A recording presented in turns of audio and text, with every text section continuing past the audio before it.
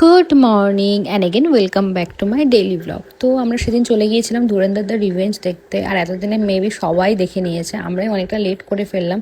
আমাদের সবার ফার্স্টে যাওয়ার কথা ছিল, কিন্তু সেভাবে সময় হয়ে উঠছিল না দুজনেরই।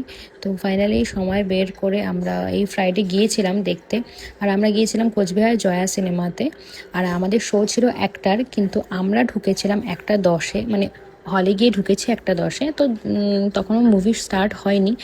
তো ফার্স্টে আমরা কিছু খাবার নিয়ে নিয়েছিলাম, যেহেতু অনেকক্ষণের সিনেমা, তো প্রচণ্ড খিদে পাবে, সেই জন্য আগে থেকেই কিছু স্ন্যাক্স আমরা নিয়ে নিয়েছিলাম, পপকর্ন, কফি।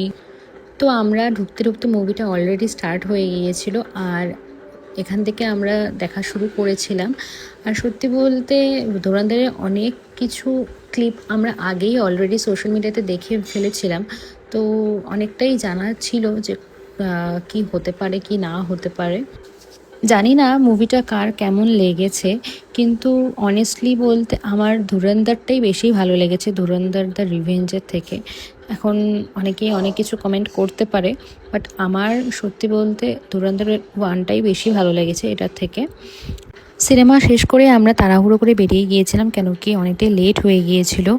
আর এরপরে আমরা গিয়েছিলাম ভূতের রাজা দিল বরে। এটা ওপেনিং হওয়ার পর একদিনও আমরা এখানে যাইনি, তো সেজন্য আমরা ভাবলাম যে আজকে ওখানেই যাওয়া যাক। আর এখানকার ভেতরে অ্যাম্বিয়েন্সটা ভীষণ সুন্দর ছিল। আর আমরা বেশি কিছু অর্ডার করিনি, ফার্স্টে ভেবেছিলাম থালি অর্ডার করব, কিন্তু যেহেতু দুজনেরই পেট কিছুটা ভরা ছিল ওই স্ন্যাক্সগুলো খেয়ে, আমরা অনেকটা পরিমাণে স্ন্যাক্স খেয়ে নিয়েছিলাম। তো সেই জন্য আমরা একটা বিরিয়ানি, একটা চিকেন চাপ অর্ডার করেছিলাম।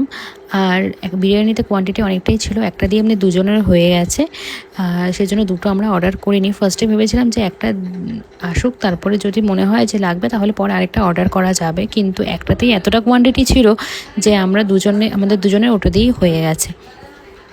আর একটা মশালা কোকও অর্ডার করেছিলাম, কেন কি বিরিয়ানির সাথে মশালা কোক না হলে তো একদমই জমে না।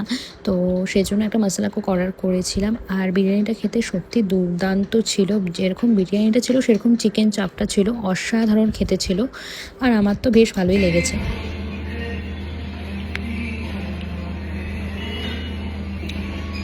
ভালো বিরিয়ানিটা, হ্যাঁ।